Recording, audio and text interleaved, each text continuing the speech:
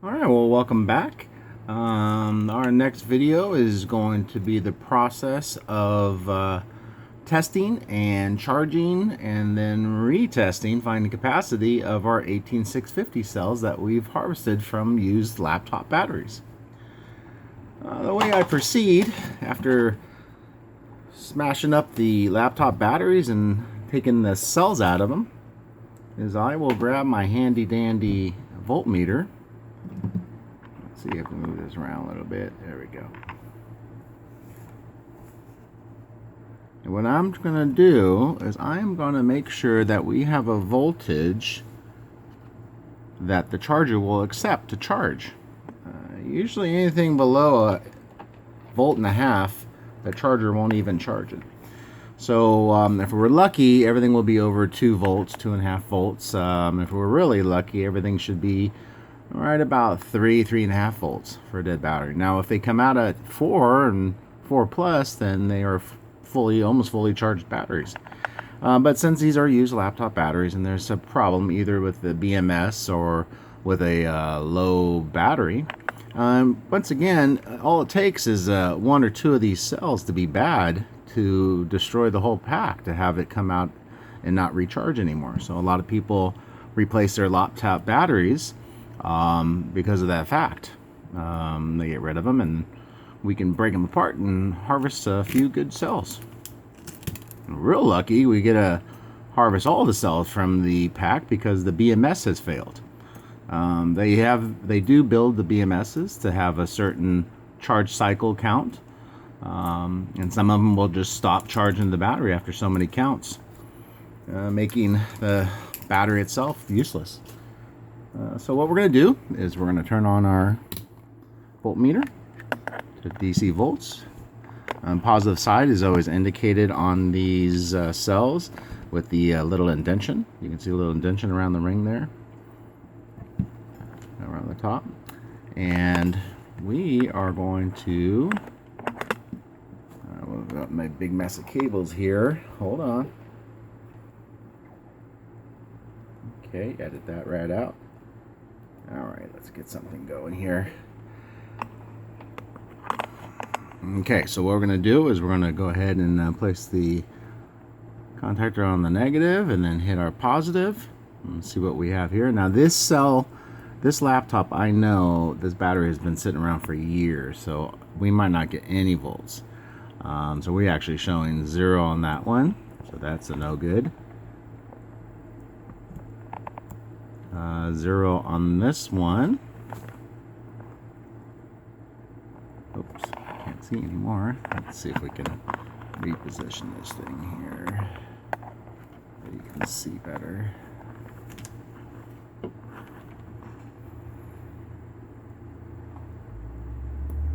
Okay, 0 on that one.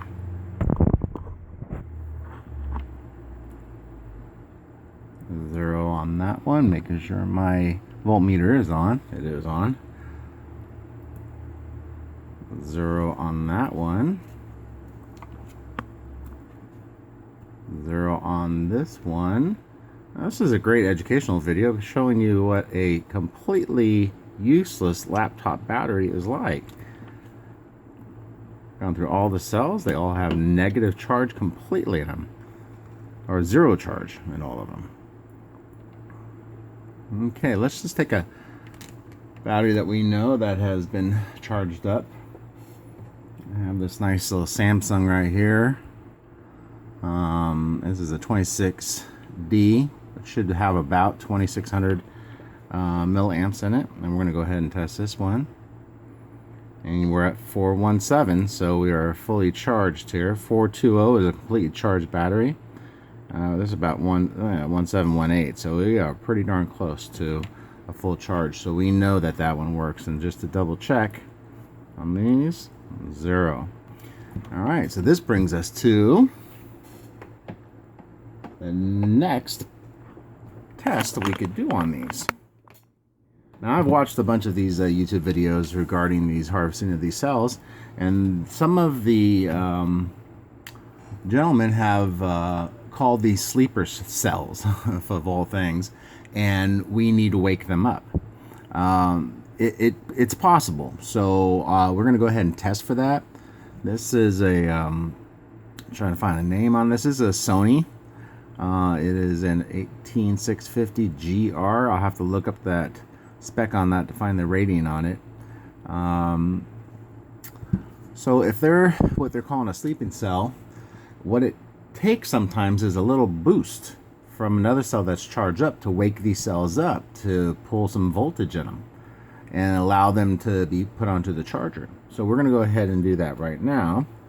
And we are going to take our handy dandy Samsung cell again that we had just tested, that 417418, and we are going to use that guy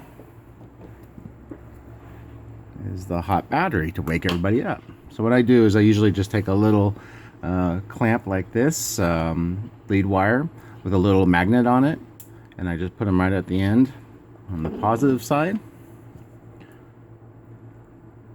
I'm going to take another one, stick it to the negative side.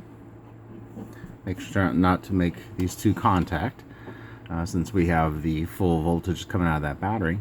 And what I like to do is I'll take a cell just like this guy, and I am going to hold these connectors, positive, positive, negative, negative, for about 10 seconds.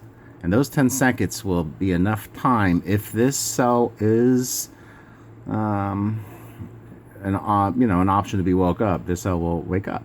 So we're going to hold on and count to 10. 1, 2, 3, 4, 5, 6, 7, 8, 9, 10. Your tips do warm up a little bit. If it does warm up, that means that's current is going right into that dead battery trying to wake her up. And then we're going to go ahead and take our tester again and see if that took that charge to wake it up. Okay, nothing there. We're going to try it one more time. Make sure we got good contact. Make sure we have a good reading off our battery touching these two contactors. Yep, 417, just like before. Let's go ahead and give this guy another wake up call. 1, 2, 3, 4, 5, 6, 7, 8, 9, and 10. One more time with the tester. And 0 wake up. Now I will process the rest of these just to see if we can get a wake up on any of them, but for this video we just wanted to show you the primary or the first testing of the batteries after we remove them from the laptop battery cases. This is a great example of what you could find is a whole complete laptop battery with all dead cells. So I will test these again and come back to our next video, which will be hopefully waking them up. If not, it will be the next group of batteries so we can put them onto our charger array, which is right over there.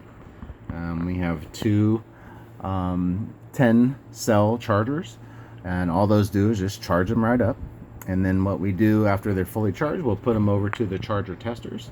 So instead of the testers having to charge them up and then discharge and recharge, the cells will already be charged up. So then we can go ahead and just put them right onto the testers. And it saves a little time, especially when you're processing, hundreds and hundreds of cells. So you can see we have a little collection here. These are all cells that are over 2,000 milliamps and up. It goes up to about 2,900 milliamps. See a few boxes in the back there that have, some of the cells that just don't make the cut. Low cells, bad cells, cells that are under certain currents. And then up there we have more cells that go under 1,900 milliamps, all the way down to the lowest, which is about 700 milliamps, 800 milliamps. Okay, well, we will get back to testing all these little guys here, trying to wake them up, and if not, then they will end up in the bad cell box. Okay, thanks for watching, and don't forget to subscribe and hit that like button if you enjoy it. We got lots of videos to come.